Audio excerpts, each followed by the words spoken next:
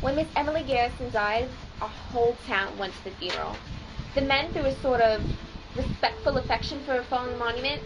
The women mostly out of curiosity to see inside of her house.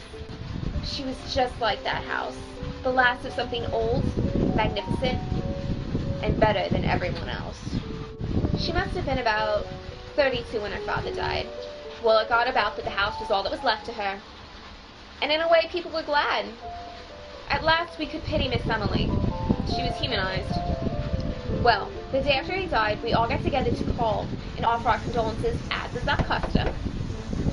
And Miss Emily met us at the door, dressed as usual with not a trace of grief.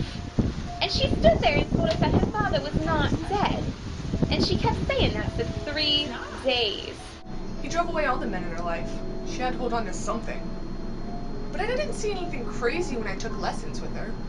China painting lessons. She was in her 40s? She was what, 74 when she died? Well, she looked old even then. It was the summer after her father's death when Homer Barron came to town. He was a Yankee, a big, ruddy man with an even bigger voice. He was a wonderful fellow, and pretty soon he knew everyone in town. We began to see him and Miss Emily on Sunday afternoons, strolling around town. First, we were glad for her. I mean, we all knew that a Garrison would never seriously think of herself with a northerner, a day laborer. She came into the store.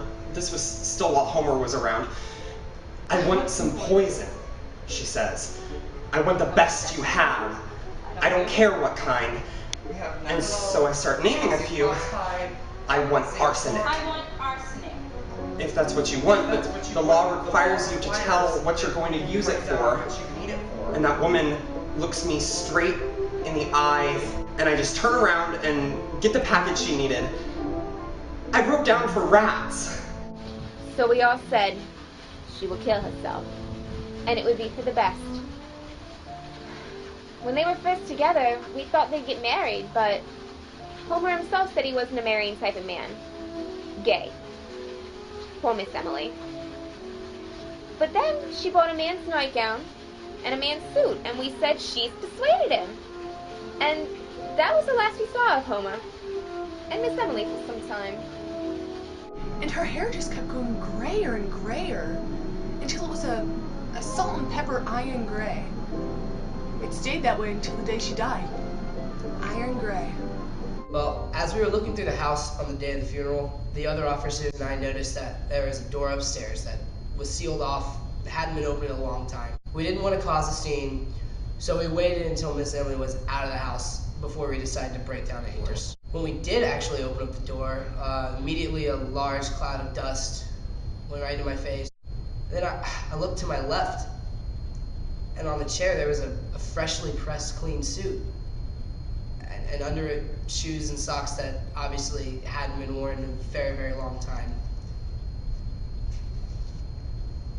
Then we saw him on the bed.